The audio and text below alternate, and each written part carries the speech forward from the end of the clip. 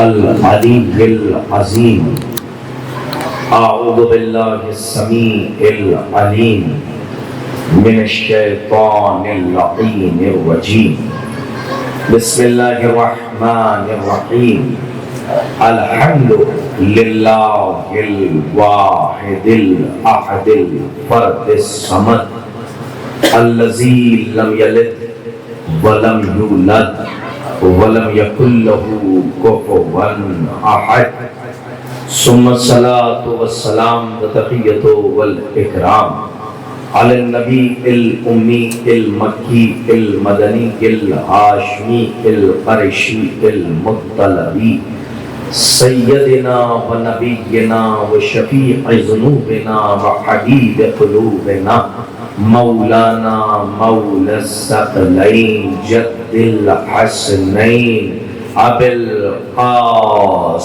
محمد وعلی اہل بیتہ الطیبین الطاہرین المعصومین المظلومین المنتجبین المنتخبین ولعنت اللہ علی اعدائہم ومنکری فضائلہم ومنکری مطائبہم ومنکری جلالتہم ومنکری شجاعتہم ومنکری زیارتہم ومنکری فطاحتہم ومنکری بلاغتہم ومنکری عظمتہم ومنکری طہارتہم ومنکری سیادتہم ومنکری ولایتہم ومنکری ولایتہم وغاصبی حقوقہم ومنکری عطشہم اجمعین من یومنا ھذا الی یوم الدین اما بعد فقط علی ابن ابی طالب علیہ السلام. بسم اللہ الرحمن الرحیم اول الدین معرفتہ صلوات مل جل کر بآواز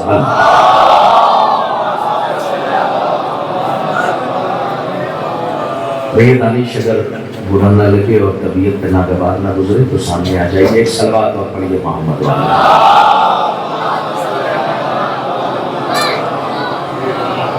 بتوفیق الہی بتائی دے مولانا سرکار ابا عبداللہ الحسین علیہ السلام خدائے بزرگ و برتر کا جتنا شکر ادا کیا جائے کم ہے کہ اس نے آج پھر ہماری حیات کی حفاظت کر کے ہمیں عالم اصغر میں ولایت کے نور سے عالم اکبر کو روشن کرنے کا موقع عطا فرمایا.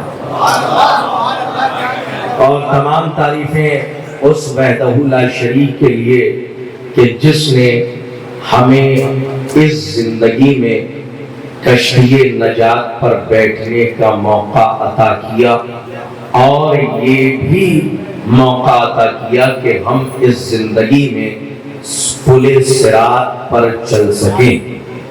یہ جملہ ہم نے ان لوگوں کے لیے کہا کہ جو کربلائے معلی مشی پر تھے اور زیارت سے واپس آئے ہیں. میں آپ کے فکر کے طیور کو کوہ ابو قویس کی منزل سے گزار کر ادن و منی کی منزلوں تک لے جانا چاہتا ہوں صرف ایک جملے سے تاکہ آپ کی طبیعت پر شہرگ حیات پر محویت عشق علی کی چادر تن جائے. تو میں اپنے نفس مضمون کا آغاز کروں کہ نجف سے کربلا تک ایک پل صراط ہے اور خدا کا شکر ہے کہ اس نے زندگی میں ایسے پل صراط پر ہمیں چلایا کہ جس کے اس طرف بھی جنت ہے اور اس طرف بھی جنت ہے. خدائے بزرگ و برتر کا جتنا شکر ادا کیا جائے کم ہے. اور ظاہر ہے کہ ایک مومن، ایک مرحوم، ایک عزادار، ایک جوان کے ایصال ثواب کی مجلس ہے تو ہم نے موضوع کا انتخاب بھی ایسا کیا کہ بہرحال جو صرف مسلمانوں کو پسند نہ آئے بلکہ یہ عنوان شیطان کو بہت پسند ہے. اب آپ بہت غور سے مجھے دیکھ رہے ہوں گے. ایسا عنوان میں نے منتخب کیا ہے کہ جو شیطان کو بہت پسند ہے، اس لیے کہ اس سے زیادہ توحید کا قصیدہ پڑھنے والا کوئی نہ تھا، لیکن اس کی توحید میں اور علی والوں کی توحید میں بنیادی فرق ہے۔ وہ بغیر وسیلے کی توحید چاہتا تھا، ہم 14 وسیلوں کے ساتھ توحید تک جانا چاہتے۔ اب دیکھیے، آپ کی منصفانہ فکر کی عدالت، صاحبانہ لیاقت و استعداد، شہسوار اسپِ علم کے میدان میں گھوڑے دوڑانے والے فرش عزا پر تشریف فرما ہے۔ میں ایک جملہ کہہ کر اپنے نفس مضمون تک آنا چاہتا ہوں کہ جھوٹ کے سمندر میں تھپیڑے کھاتی ہوئی انسانیت جس سچائی کے جزیرے پر سکون کی سانس لینے لگے اسے فرش عزا کہتے ہیں۔ دیکھیں، آپ ادب سے جڑے ہوئے ہیں، اہلیان زبان، فصیح اللسان، بلغ الکلام تشریف فرما ہے، تو میں یہ سمجھتا ہوں کہ اگر کوئی جملہ آپ کے ذہن دل میں اتر جائے اور کوئی جملہ آپ کے دل پر عبارت ہو جائے تو اس کا اثر چہرے پہ ہونا چاہیے، کیونکہ اللہ نے جو آپ کو چہرہ عطا کیا ہے، یہ چہرہ بہت بڑی نعمت ہے۔ چہرہ بتاتا ہے بات دل پہ لگ رہی ہے یا دل میں لگ رہی ہے۔ دیکھیے، یہ میں اہل زبان کے لیے صرف آپ کو بیدار کرنے کے لیے کچھ جملے آپ کی خدمت میں صرف کر رہا ہوں، ورنہ آج کا موضوع ہی ہے معرفت اور توحید، اور انشاءاللہ بات بہت ہی آرام سے پائے تکمیل تک پہنچانے کی کوشش ہوگی۔ ہمارے اور آپ کے پہلے امام سرکار فلک جناب عزت مآب ابو تراب مولائے غدیر جناب امیر غالب کل غالب علی ابن ابی طالب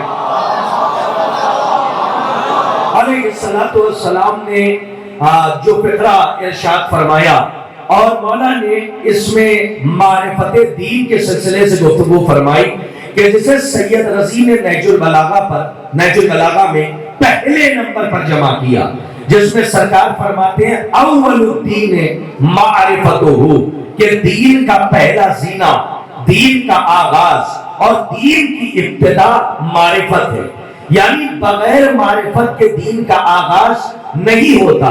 تو جب میرے مولا نے بتا دیا کہ بغیر معرفت دین کا آغاز نہیں ہوتا، تو پھر یہ ہمیں کہنے کا حق ہے کہ جس بشر کے سینے میں دولت عرفان نہیں پائی جاتی، اگر اللہ اسے عمر نوح بھی عطا کر دے اور وہ حرمین کے درمیان سجدہ کر کر کے اپنی گردن کو توڑ لے اور رکوع کر کر کے اس کی کمر الف سے نون کی شکل اختیار کر لے، تو بغیر معرفت اس کی عبادت ابلیس کی عبادت سے ہٹ کر اور کچھ نہیں، کیونکہ میرے مولا نے فرمایا کہ دین کی ابتدا بغیر معرفت کے نہیں ہوتی۔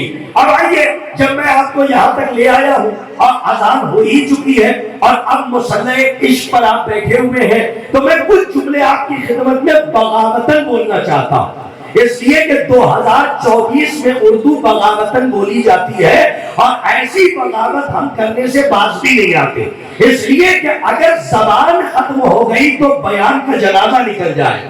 اور یہ بھی میں بتاتا چلوں اپنے نوجوانوں سے کہ بہت اسٹرگل کرو، بہت کوشش کرو کہ تم اردو ادب کا تحفظ کرو، کیونکہ انڈو پاک میں جو پورا اسلام پہنچایا جا رہا ہے وہ نہ عربی میں پہنچایا جا رہا ہے، نہ فارسی میں پہنچایا جا رہا ہے، بلکہ اردو زبان میں پہنچایا جا رہا ہے۔ تو اب تمہاری ذمہ داری ہے کہ جب تم فرش عزا تک آؤ تو کم سے کم اردو زبان پر اتنا عبور ہو اور اتنا کمانڈ ہو کہ ممبر پہ آنے والا کوئی ذاکر، خطیب، عالم، مقرر، ادیب اگر ایک جملہ کہے تو اس کو پوسٹ مارٹم نہ کرنا پڑے، بلکہ پہلے ہی جملے پر نشہ مودت 1000 حادثہ ہو جائے۔ تو اس لیے میں اپنے نوجوانوں کو متنبہ اور متوجہ کر رہا ہوں، اور یہی سے امتحان ہے کہ آپ اردو کے خیمے کے کتنے اعلیٰ طالب علم ہیں، مجھے یہی سے پتہ چلے گا۔ تمام تعریفیں اس پروردگار کے لیے کہ جس نے اس کائنات کو دلہن کی طرح سجایا، کیا میری بات واضح ہو جائے، اور اس کائنات کے کانوں میں 2 گوشوارے ٹانگے، 2 گوشوارے کون کون سے؟ یعنی ایک کا نام سورج ہے اور دوسرے کا نام چاند ہے، اور اس پروردگار نے اس کائنات کے آسمان کے آنچل پر ستاروں کو ڈال کر اسے خوبصورت کیا.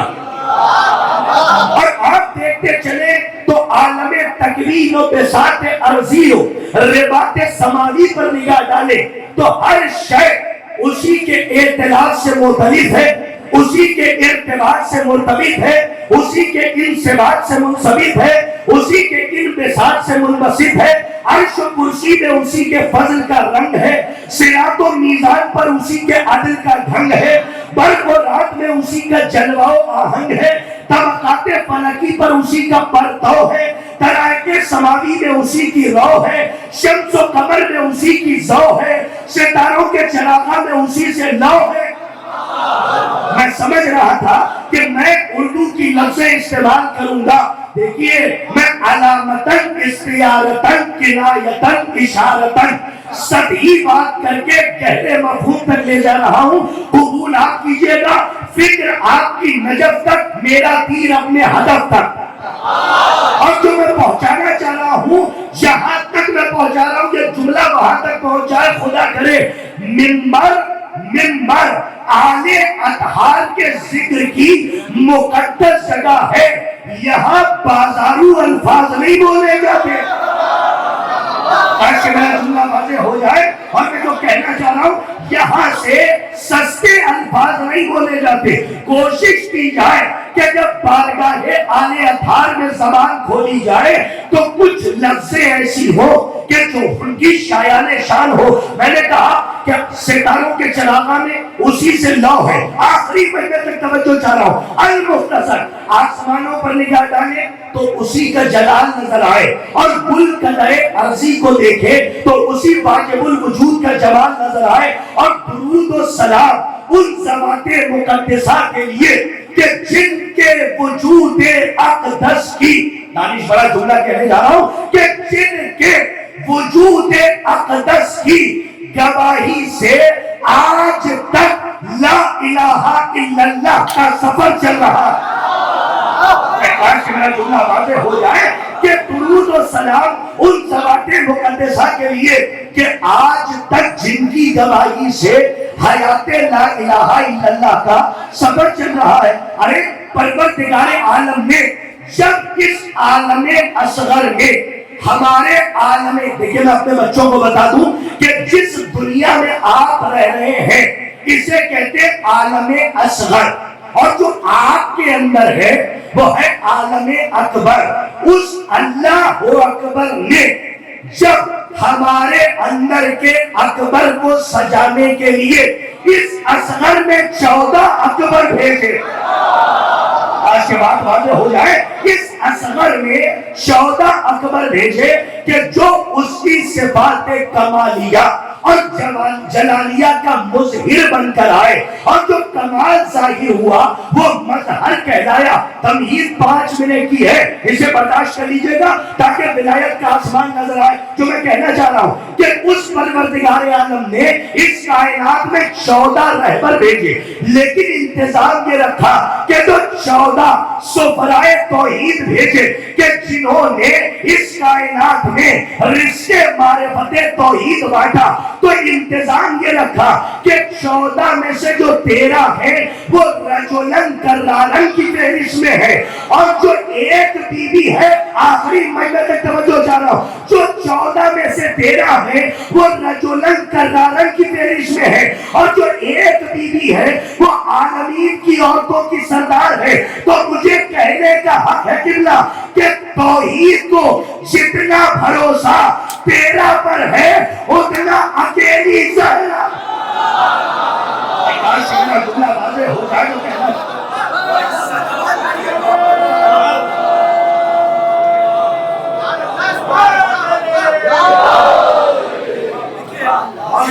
یہ لائٹ چلی جائے ولایت کی لائٹ نہ جانے پائے.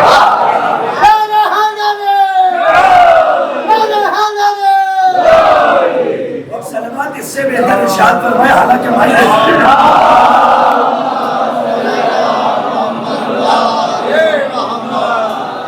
آپ تک ہماری آواز پہنچ رہی ہے؟ الحمدللہ رب العالمین. چلیے ہماری آواز آپ تک پہنچ رہی ہے. مولا نے فرمایا اول الدین معرفتہ، کہ دین کا آغاز معرفت سے ہوتا ہے۔ کیا کبھی یہ غور کیا ہے کہ اللہ کے ان سفرائے توحید نے اکثر جگہوں پر معرفت پہ ہی زور کیوں دیا؟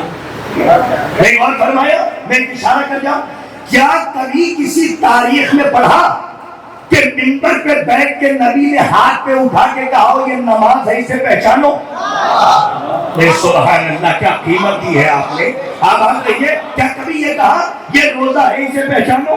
دونوں ہاتھوں میں بلند کر کے کہا یہ زکات ہے اسے پہچانو، یہ حج ہے اسے پہچانو، یہ جہاد ہے اسے پہچانو؟ نہیں، ہر جگہ پہ کہا یہ امام ہے اسے پہچانو۔ کاش کہ میری بات واضح ہو۔ آخر وجہ کیا تھی کہ معرفت پر اتنا زور دیا تو کیا فرمایا کہ یہ امام ہے؟ کبھی کہا یہ حسین ہے اسے پہچانو، یہ حسن ہے اسے پہچانو، یہ علی ہے اسے پہچانو، یہی تو کہا نا۔ تو ہر جگہ پر نبی نے امام کیوں پہچانوایا؟ امام کو کیوں پہچانوایا؟ حکمت عملی یہ تھی کہ عمل پر بحث نہ کرنا کہ ان کی نماز صحیح ہے یا ہماری، پورے مسئلے کی توجہ چاہ رہا، ان کا روزہ صحیح ہے یا ہمارا، ان کی زکات صحیح ہے یا ہماری، ان کا وضو صحیح ہے یا ہمارا۔ بحث اس پہ مت کرو کہ عمل کس کا صحیح ہے، بحث اس پہ کرو کہ امام کس کا صحیح ہے۔ بات واضح ہو جائے تو میں کہنا چاہ رہا ہوں، ایسا گرامی بڑی قیمتی بحث میں نے چھیڑی ہے، بہت غور سے سنیے گا۔ امام کس کا صحیح ہے؟ اس لیے کہ جب امام صحیح ہو جائے گا تو جو عمل اس سے ملے گا، کاش کی بات واضح ہو جائے، وہ خود کا خود صحیح ہوگا۔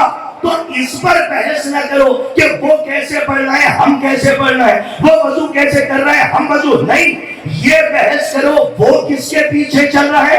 تھوڑا سا تو آپ میرا ساتھ دیں، توجہ چاہتا ہوں، وہ کس کے پیچھے چل رہا ہے اور ہم کس کے پیچھے چل رہے ہیں۔ میں نے یہ جملہ کیوں کہا؟ شاید کہ کوئی مومن خاموش نہ رہے جس منزل پر میں لے کر آیا ہوں۔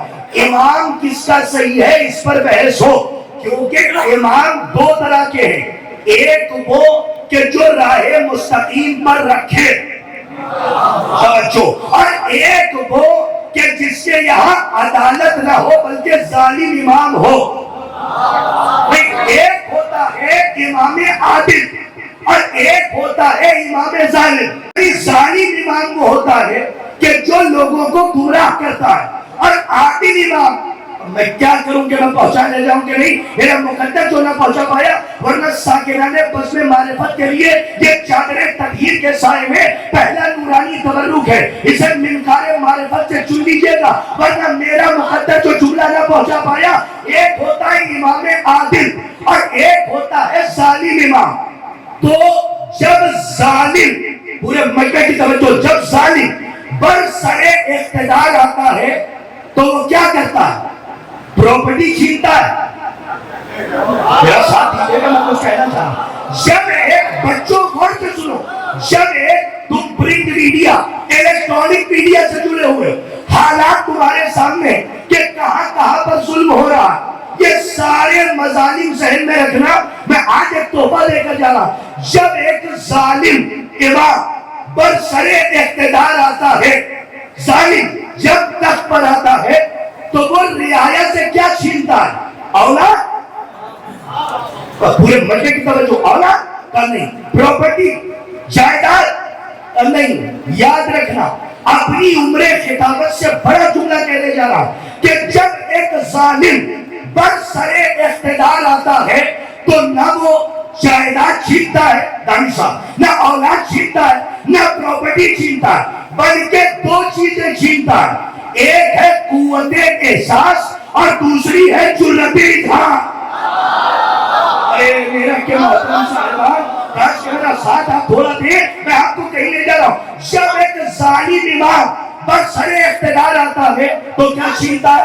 دو چیزیں چھینتا ہے۔ علی اگر میں دیکھیں، دو چیزیں چھینتا ہے، ایک ہے قوت احساس اور دوسری ہے، یہ زندن بات آ گئی تھی تو عرض کر رہا ہوں، ایک ہے قوت احساس اور دوسری ہے جرأت اظہار تو قوت احساس کب چھینی جاتی ہے؟ اچھا پہلے تو یہ سمجھ لو کہ قوت احساس کے مرنے کا مطلب کیا ہے؟ ارے قوت احساس کے چھیننے کا مطلب ہے کہ کہیں ظلم ہو رہا ہے، ہم سے کیا؟ میرا کے محترم صاحبان، میں آپ کو کہیں لے جانا چاہتا ہوں، توجہ سے سنیے گا۔ کہیں پر کسی کا حق مارا جا رہا ہے، نواب صاحب گھر میں بیٹھے، ہم سے کیا؟ علی کے خلاف کوئی ممبر سے بھونک رہا ہے، غور سے سنیے گا، نواب صاحب گھر میں بیٹھے، ہم سے کیا؟ کوئی علم کے خلاف بول رہا ہے، ہم سے کیا؟ کوئی ماتم کے خلاف بول رہا ہے، ہم سے کیا؟ ان مکاروں کو زیارت وارثہ نے نہیں چھوڑا۔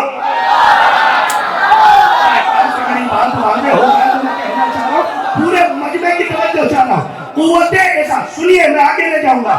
قوت احساس کے چھیننے کا کیا مطلب؟ کہیں حق چھینا جا رہا ہے، ہم سے کیا؟ کسی کی گردن کاٹی جا رہی ہے، نہ ہم سے کیا؟ کسی پر ظلم ہو رہا ہے، ہم سے کیا؟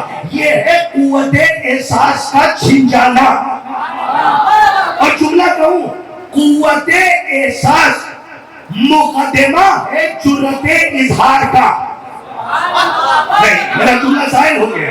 دو چار لوگوں نے اس کی داد دی ہے، اور جنہوں نے نہیں دی ان کے لیے بھی دعا ہے کہ وہ تیزی سے آگے بڑھے۔ قوت احساس مقدمہ ہے جرأت اظہار کا۔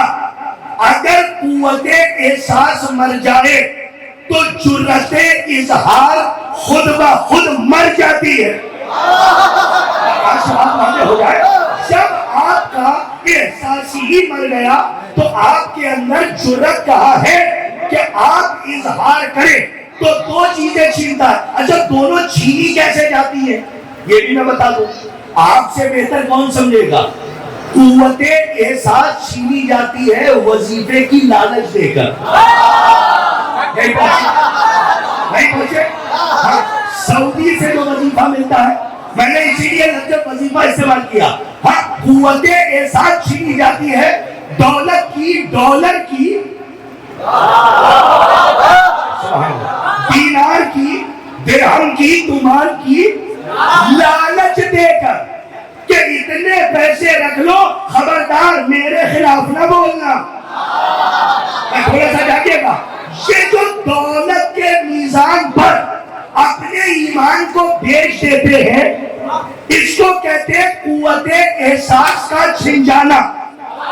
تو قوت احساس چھینی جاتی ہے دولت کی لالچ دے کر، اور جرأت اظہار کیسے چھینی جاتی ہے؟ ظلم کی بنیاد پر کہ کچھ بولو گے تو قتل کر دیں گے۔ نہیں پہنچے آپ؟ کچھ بولو گے تو تمہیں بدنام کر دیں گے۔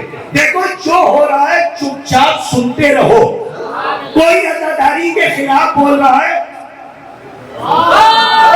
تو بولنے دو، خبردار ممبر سے تم نہ بولنا، ورنہ اگر تم نے ان کے خلاف بولا تو ہم تمہیں بدنام کر دیں گے، تمہارے اوپر ٹھپے لگا دیں گے، الزام لگا دیں گے۔ اسے کہتے ہیں ظلم کی بنیاد پر جرأت اظہار کا چھین لینا۔ لیکن اگر کوئی سلمان کا غلام ہو،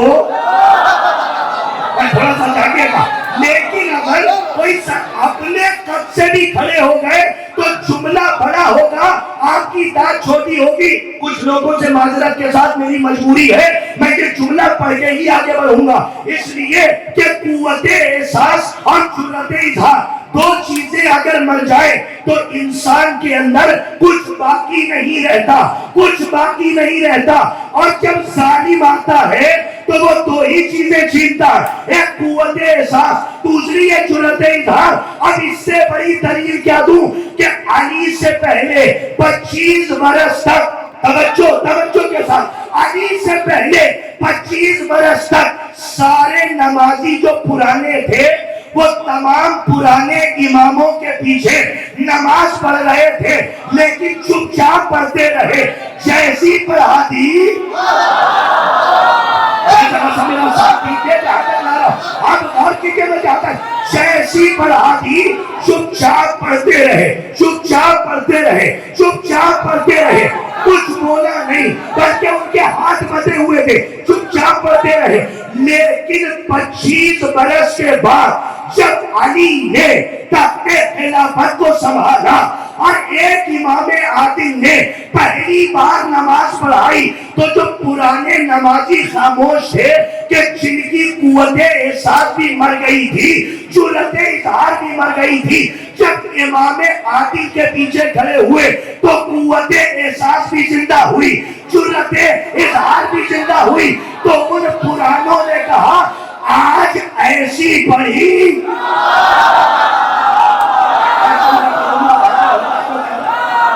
سلامت رہیے.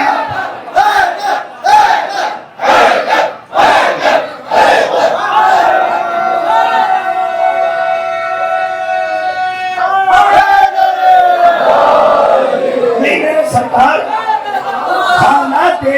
حالات حاضرہ پر جملہ کہنے جا رہا ہوں.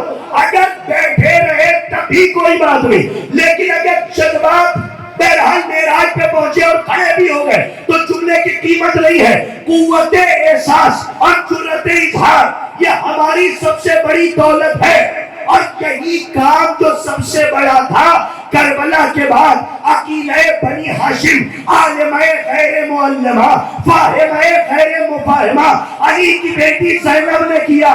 جب حسین کی شہادت ہو گئی تو علی کی بیٹی جب کربلا سے نکلی تو دو دولتوں کو بچایا, قوت احساس کو بھی بچایا, جرأت اظہار کو بھی بچایا. اور اس کا اثر یہ ہوا کہ جب کوفے جا کر علی کے لہجے میں خطبہ دیا تو ایک نابینا صحابی بیٹھا تھا, وہ کھڑا ہو گیا, اس نے کہا ایسا لگ رہا ہے علی بول رہے ہیں.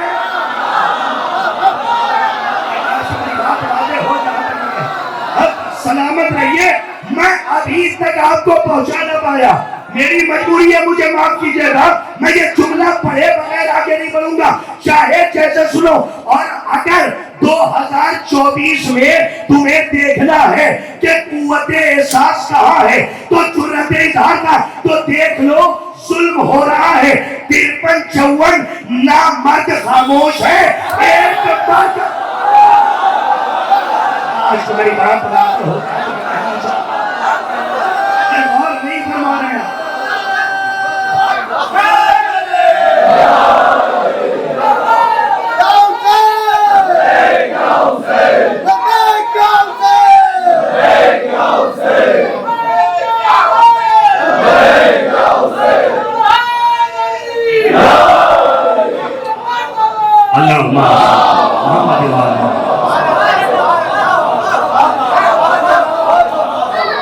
تو ان دو چیزوں کو بچا کر رکھنا. پراپرٹی چلی جائے, احساس نہ مرنے پائے, جائیداد ختم ہو جائے, اولاد قربان ہو جائے, لیکن جرأت اظہار نہ لٹنے پائے. اس لیے کہ یہ وہ دولت ہے, وہ خیرات ہے کہ جو علی کی بیٹی نے ہمیں نعمت کے طور پہ عطا کی ہے. علی کی بیٹی جب کربلا سے نکلی تو دو چیزوں کا تحفظ کیا. کون سی دو چیزیں؟ ایک قوت احساس اور دوسری جرأت اظہار. اور اس کا تحفظ کر کے جب پہلا قدم سرحد کربلا کے باہر رکھا تو کوفے کا میدان فتح کر لیا. ہو سکا.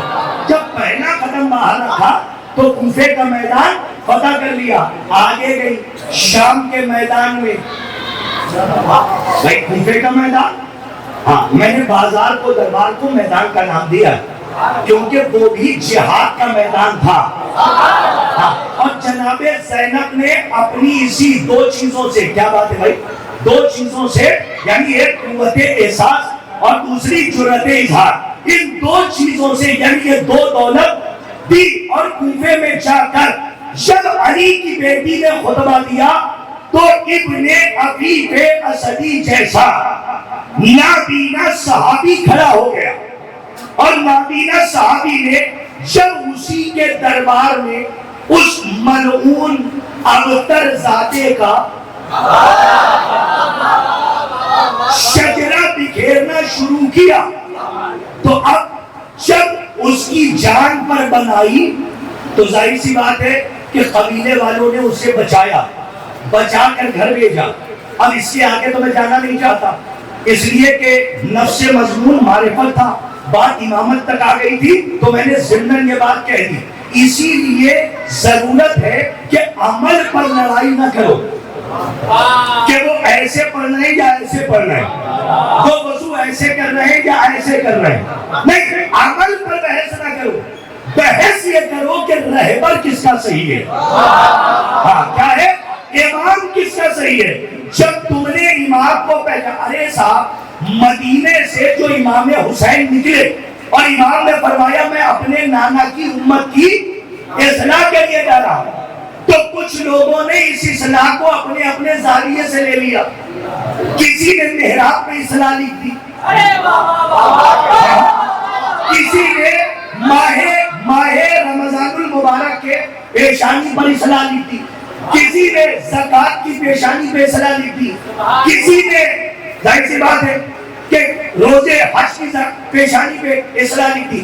لیکن ایک بات تو بتاؤ کہ جو امام نکلے ہیں وہ کس لیے، اصلاح کس کی ہوتی ہے. عربی میں اصلاح کہتے ہیں درست کرنے کو، ٹھیک ہے، صحیح کرنے کو. تو عربی میں جب آپ جائیں گے بال کٹوانے کے لیے یا داڑھی بنوانے تو وہاں بھی اصلاح ہی ہے. تو یعنی جو چیزیں زیادہ ہو گئی ہیں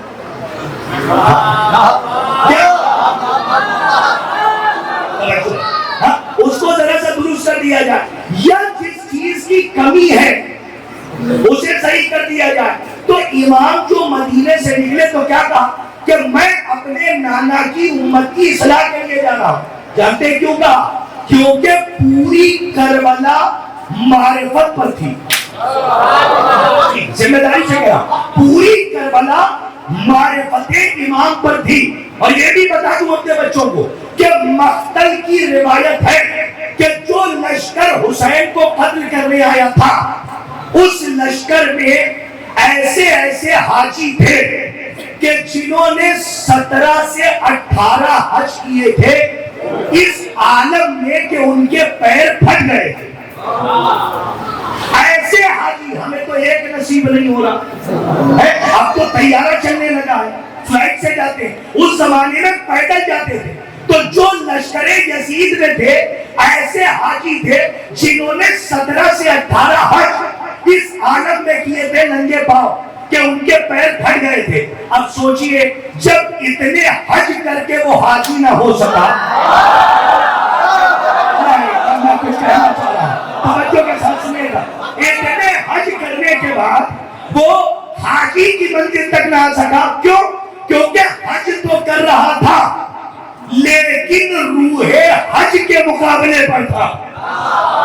جملہ ظاہر ہو گیا. میرے سرکار میں کہنا کیا چاہ رہا ہوں، وہ حج تو کر کے آیا تھا لیکن حقیقت حج کے مقابلے پر آ گیا تھا. تو اب امام جو کربلا آئے تو نمازی وہاں تھے، روزہ دار وہاں تھے، حج وہاں تھا، زکات دینے والے وہاں تھے. تو جب سب کچھ تھا تو کیا نہیں تھا؟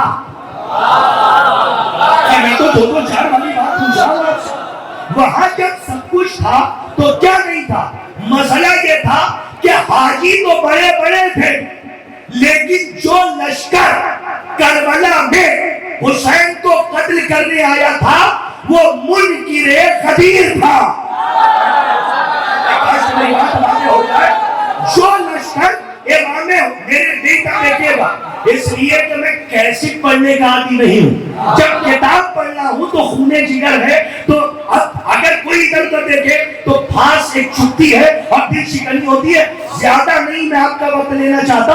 انشاءاللہ اب یہاں سے 15 سے 20 منٹ کی اپنی باتوں کو سمیٹ رہا ہوں. مصائب کے ساتھ گھبرائیے گا نہیں. ایک صلوات پڑھیے محمد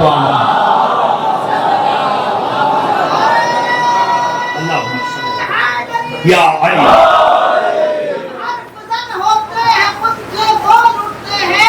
علی کا ذکر آ جائے تو چہرے بول اٹھتے ہیں.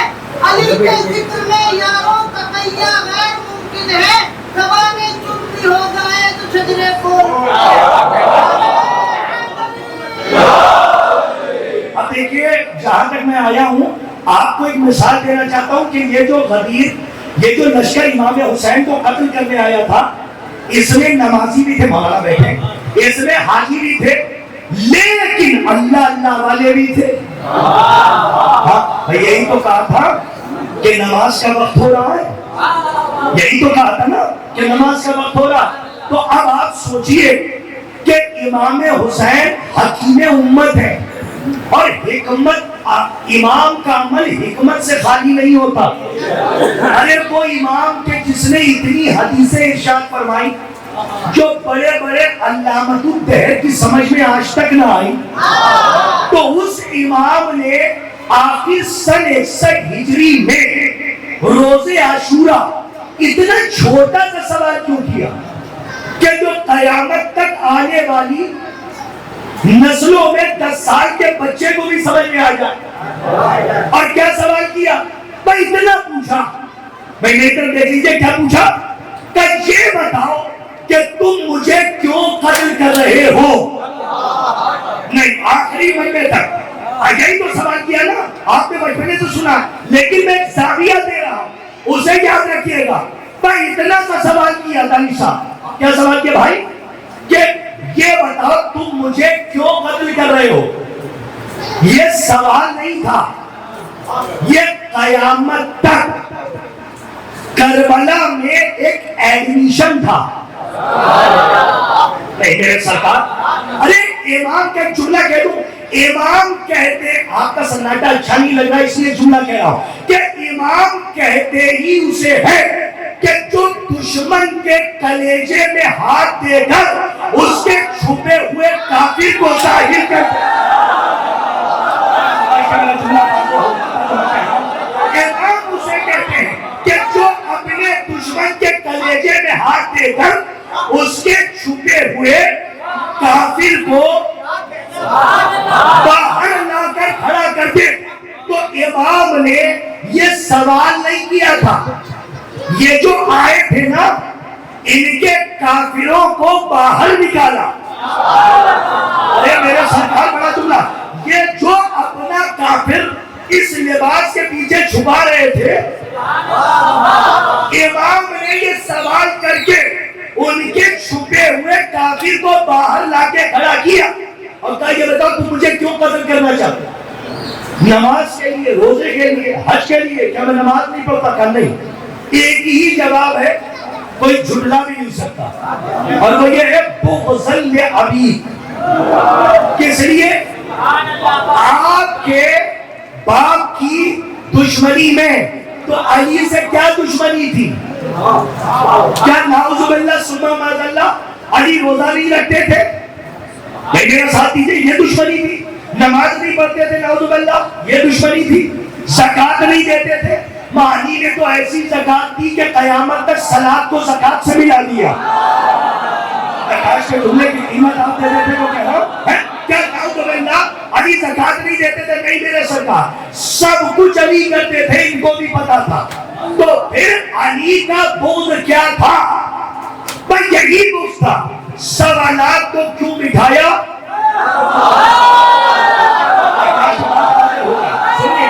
سوالات کو کیوں بٹھایا؟ حجابوں کو کیوں اتروایا؟ ممبر کیوں بنوایا؟ علی کو کیوں اٹھایا؟ خود کو کیوں چھپایا؟ علی کو کیوں دکھایا؟ اور کیوں اعلان ولایت سنایا؟ علی سے بغض صرف اتنا تھا کہ رسول نے اپنا خلیفہ بلا بس. میری سمجھ میں تو بات نہیں آتی کہ 1400 سال پہلے امام نے ساری باتوں کو کلیئر کر دیا، اس کے بعد بھی جھگڑے ہو رہے ہیں. اس کے بعد بھی لوگ کہہ رہے نہیں. کربلا تو نماز کے سبب ہوئی، روزہ کے سبب ہوئی. نہیں میرے سرکار، سبب کربلا ہے غدیر. پوری ذمہ داری سے کہتا جا رہا، سبب کربلا ہے غدیر. اگر تھکے نہ ہو تو کرداس کربلائی کے جملے کی بات دھات کی شکل میں دعا دے دیجئے گا. نماز پیغام کربلا، حج پیغام کربلا، روزہ پیغام کربلا، جہاد پیغام کربلا، شجاعت پیغام کربلا، صبر پیغام کربلا، حلم پیغام کربلا، علم پیغام کربلا، صلہ رحمی پیغام کربلا، اور علی کی ولایت بنیاد کربلا۔ کاش کہ میرا پیغام پہنچ جائے تو کہنا چاہتا بس ہے یہ، اور یہیں پہ میں جس کو تمام کر دوں، اس لیے کہ مجھے آگے جانا تھا، لیکن اب چونکہ وقت بالکل نہ رہا، آپ کو بھی صبر کرنا ہے، لیکن پھر بھی اگر 2-4 لفظیں زیادہ ہو جائیں تو ہمیں معاف فرمائیے گا۔ جب بنیاد گر جاتی ہے تو عمارت نہیں بچتی۔ ایک بات بتاؤ، اتنا بڑا بتا بیٹھا مولانا علی حیدر صاحب ہے، یہ ہمارے قبلہ بیٹھے، دانی بھائی ہمارے بھائی بیٹھے ہیں، ماشاءاللہ تمام بزرگان۔ ایک بات بتائیے، ایک انسان پیاسا ہوتا ہے تو کہیں پر کچھ نہ مل رہا ہو تو دریا سے ہی تو پانی لے گا، اگر دریا ہوگا۔ اچھا ایک بات بتائیے، اگر پیاسا ہو اور دریا میں پانی ہی نہ ہو تو کیا خاک سے بجھائے گا پیاس؟ نہیں نا۔ حسین اسی ولایت کے دریا کو بچانے کربلا گئے۔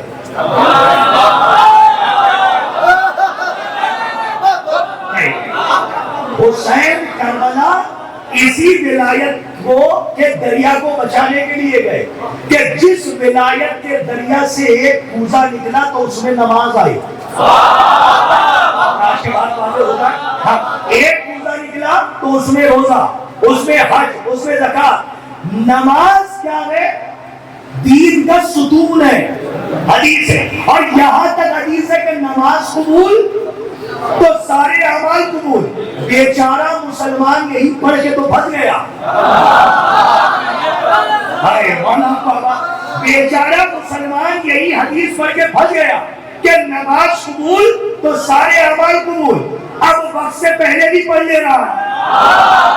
میں یہ جملے کی لطافت کو محسوس نہیں کیا، اور اتنی تیزی میں ہے کہ اب اگر نماز قبول قیمت دیجیے گا تو سارے اعمال قبول۔ علی حیدر بھائی، مسلمان یہاں پھنس گیا، اس کے آگے بڑھا ہی نہیں، کیونکہ اس کے آگے جو حدیث تھی وہ یہ بتا رہی تھی کہ وہ کون سا عمل ہے کہ جس سے نماز قبول ہوگی۔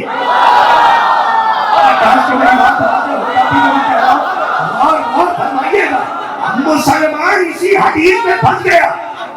اگر آگے بڑھ جاتا تو اسے غدیر مل جاتی، غدیر کی حدیث اسے مل جاتی، کیونکہ دین کا ستون نماز ہے، اور نماز قبول تو سارے اعمال قبول، اور نماز قبول ہی نہیں ہوگی جب تک علی کی ولایت نہ ہو۔ آج کے بعد باتیں ہو جائیں۔ اچھا ٹھہر جائیے، ہمارے چند بزرگان سامنے بیٹھے، اور کبھی کبھی ممبر سے کچھ بزرگوں پہ خاص نظریں ہوتی ہیں کہ جو غور سے سنتے ہیں، دعا بھی دیتے ہیں اور اصلاح بھی کرتے ہیں، تو میں ان بزرگوں کی قدر کرتے ہوئے ایک مثال دے رہا ہوں۔ یہاں علی حیدر بھائی بیٹھے ہوئے ہیں، یہ پہنچ گیا تو سب کچھ پہنچ گیا، اور یہ نہ پہنچایا تو کچھ نہ پہنچایا۔ کیا ہوتا ہے مولا آپ کو؟ یہ نہ پڑھا تو کچھ نہ پڑھا، کیونکہ معرفت میں بات تھی۔ سامنے بیٹھے علی حیدر صاحب، ان سے میں کہوں کہ قبلہ آپ جائیے، اور شہر کا نام نہیں لوں گا ورنہ کوئی شہر کا بیٹھا ہوگا تو ناراض ہو جائے گا، صرف میں شہر کہہ رہا ہوں۔ آپ میرٹھ سے جائیے، فلاں شہر میں شراب پی جا رہی ہے، شاید کہ مثال کام ہے، فلاں شہر میں شراب پی جا رہی ہے، جائیے اور وہاں ان کی اصلاح کیجیے۔ یہ جائیں اور بڑے بڑے لاؤڈ اسپیکر لگائیں اور ٹھیلے پہ لیں، میں بھی ساتھ میں رہوں گا، ایک اچھی گاڑی پر لگائیں اور بڑی تیزی سے نکلے، میٹر دیکھو میں کچھ کہہ رہا ہوں، اور وہاں جانے کے بعد چیخ چیخ کے کہیں جوا نہ کھیلو۔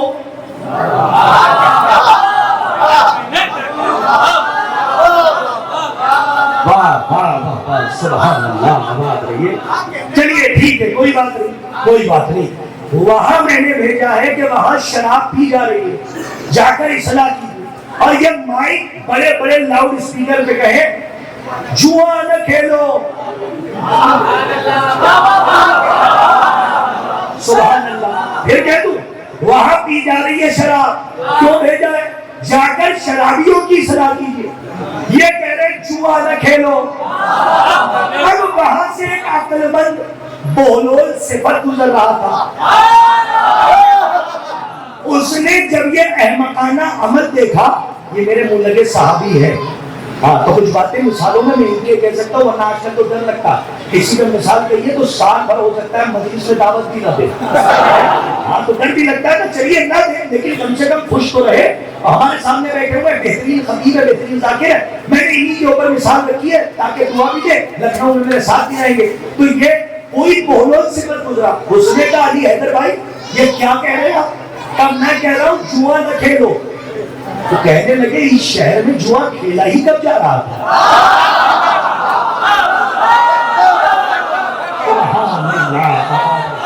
اس شہر میں جوا کھیلا ہی کب جا رہا تھا؟ تو آپ کو بھیجا کس لیے گیا؟ بس شرابیوں کی اصلاح کے لیے. کہا ان کی اصلاح کیجیے. ارے جو کام ہو ہی نہیں رہا ہے،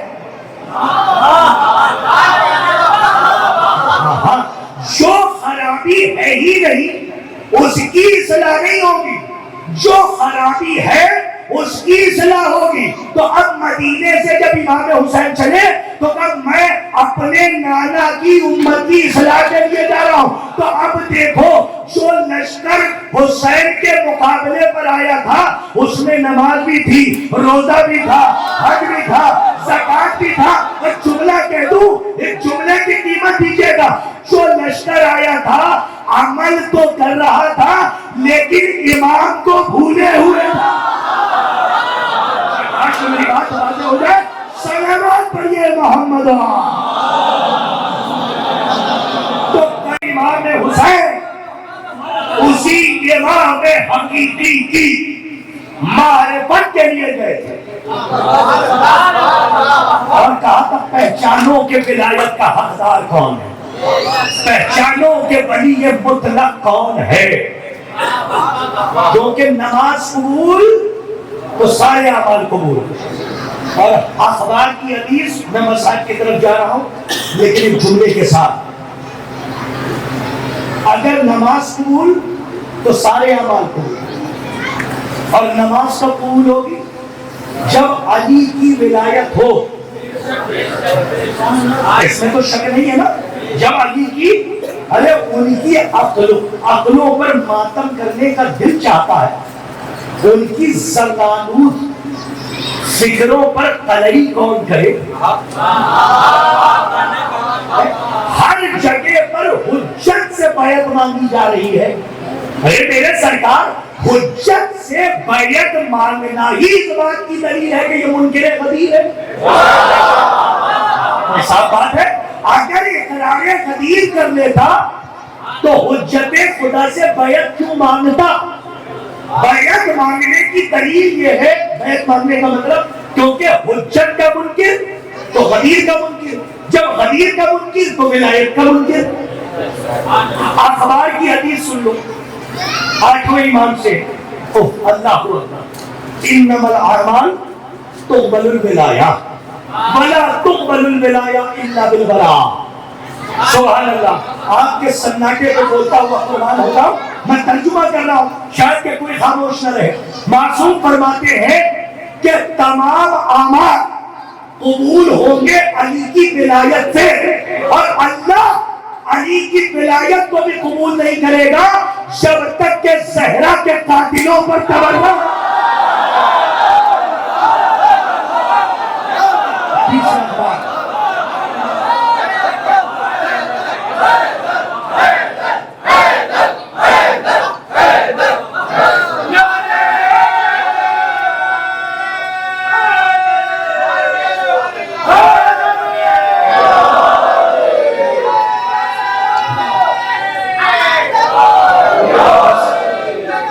اللہ اکبر.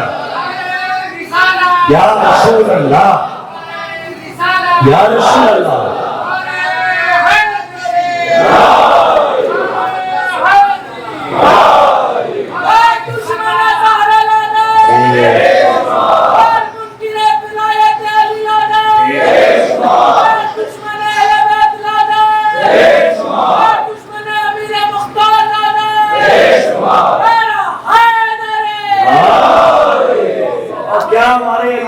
اللہ آپ کو سلامت رکھے. رکھے.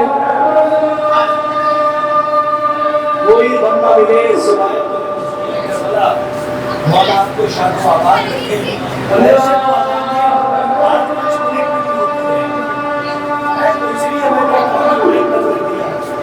اور ظاہر سی بات ہے کہ جب اذان ہوا کرے دعا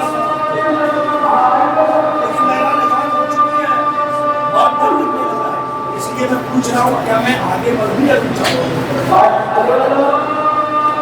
آگے بہتر ہے. اس لیے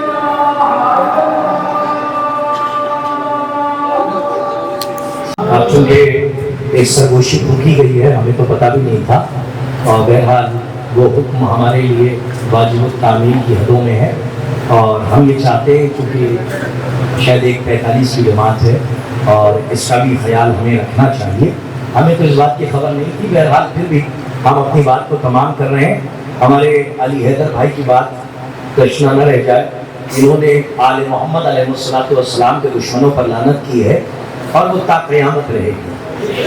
کوئی یزید کو رضی اللہ نہیں بنا سکتا. لاکھ آپ ویڈیو بناتے رہیے لیکن جو لعنت اللہ ہے وہ لعنت اللہ رہے گا، جو رضوان اللہ ہے وہ رضوان اللہ رہے گا، جو رضی اللہ ہے وہ رضی اللہ رہے گا، اور جو راضیتم مرضیہ ہے وہ راضیتم مرضیہ ہے. تو ظاہر سی بات ہے کہ ساری کیٹیگریز ہیں اور اللہ نے بعض کو بعض پر فضیلت دی ہے. قرآن خود کہہ رہا ہے. تو کربلا میں امام حسین معرفت امام کا رزق بانٹنے آئے تھے اور رزق معرفت توحید بانٹنے آئے تھے. امام یہ بتانے آئے تھے کہ یہ بحث نہ کرو کہ عمل کس کا صحیح ہے اور کس کا غلط، یہ بحث کرو کہ امام کس کا صحیح ہے. اس لیے کہ جب تم نے امام کو پہچان لیا تو پھر یہ سمجھ لو کہ جو امام سے عمل ملے گا تو وہ عمل بھی صحیح ہوگا. لیکن اگر امام ہی غلط ہوگا تو جو کچھ اس سے لوگے وہ سب کچھ غلط ہی ہوگا. اب عزیزان گرامی، خدا آپ کی آمد کو شرف قبولیت عطا فرمائے اور اس ذاکر کی طالب علم کندہ ناتجات ناتراش حقیر فقیر عبد ذلیل سراپہ تفسیر و توقیر کی ذاکری کو بھی شرف قبولیت عطا فرمائے. اور خصوصاً دعا یہ ہے کہ جن مرحوم کے احسان ثواب کی مجلس سے اللہ مزید ان کے درجات بلند فرمائے. ایک نوجوان کے احسان ثواب کی مجلس سے عزیزان گرامی، میں ابھی 3 روز ہوئے ہیں میں کربلائے معلیٰ سے واپس آیا ہوں. سفر معرفت پہ تھا اور رزق معرفت چن رہا تھا. نجف سے کربلا تک جائیے وہ لوگ کہ جن کے پاس زمینیں بہت ہیں لیکن دل کی زمین بڑی تنگ ہے.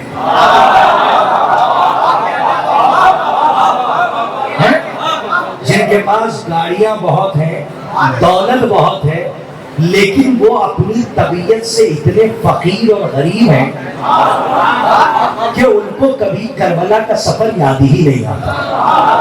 4 ہیں گاڑیاں تو 1 بیچو لیکن کربلا جاؤ. ہاں اگر تمہارے پاس 10 بیگھے کھیت ہے تو کم سے کم 1 بیگھہ بیچو اور کربلا جاؤ.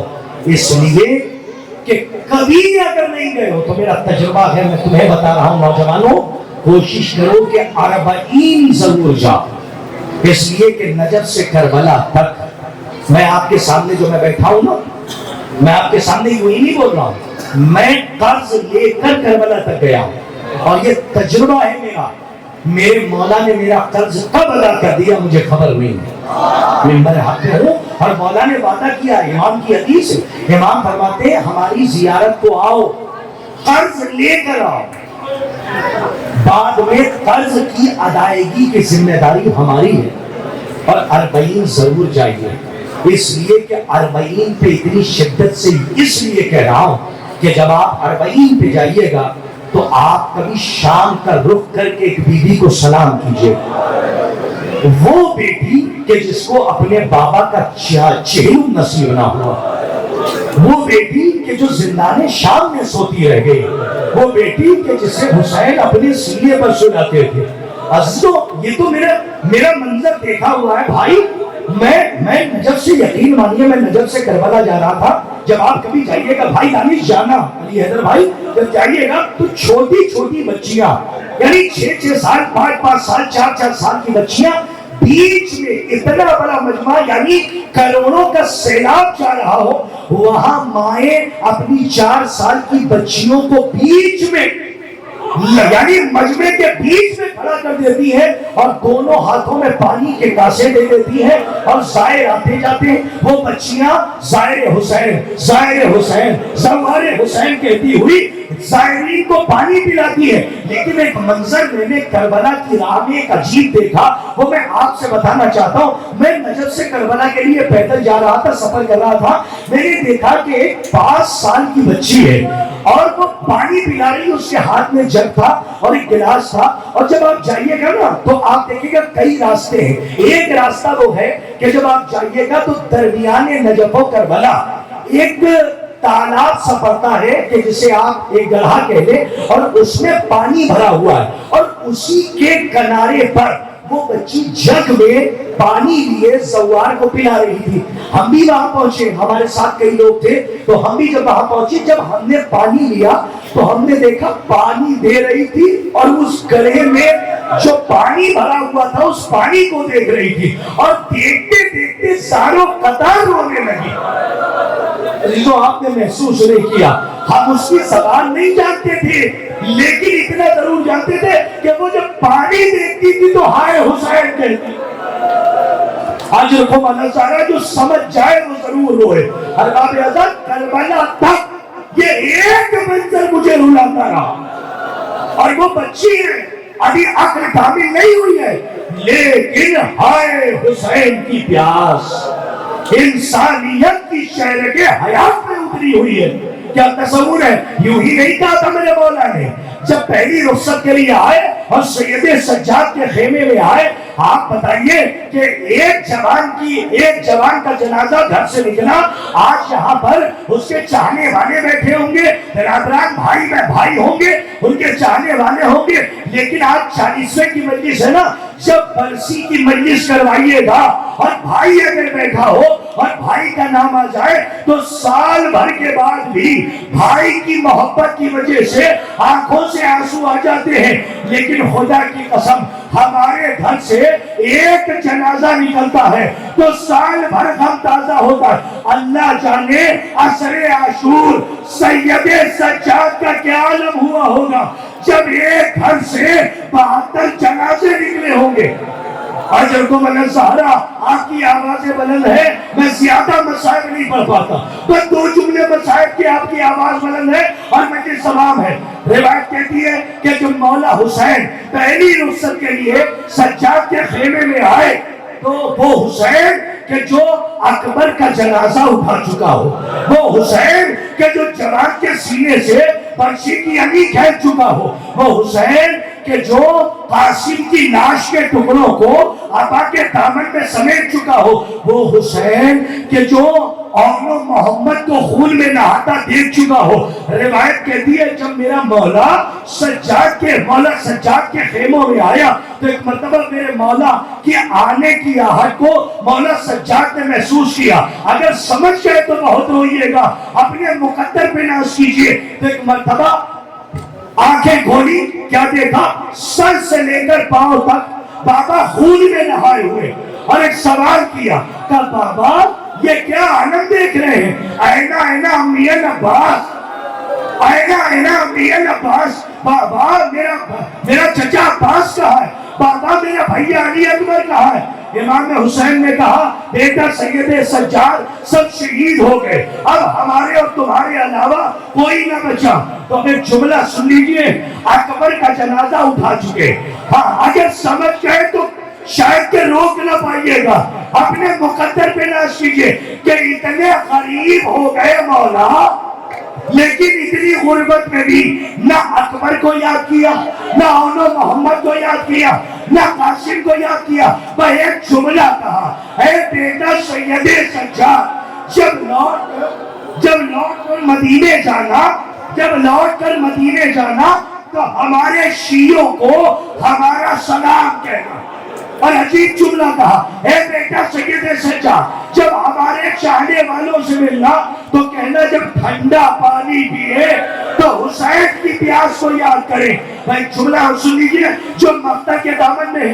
मेरा मौला कहता सैयदे सज्जाद जब लौट कर मदीने जाना तो हमारे शियों से कहना जब किसी गरीब की गुर्बत पर रोना आए तो वो हुसैन की गुर्बत पे रोए, इसलिए कि हुसैन इतने गरीब हो गए कि मीर इसको कहना पड़ा कि अब्बास मर गए, अली अकबर जुदा हुआ, हमसे किसी ने ये भी न पूछा कि क्या हुआ।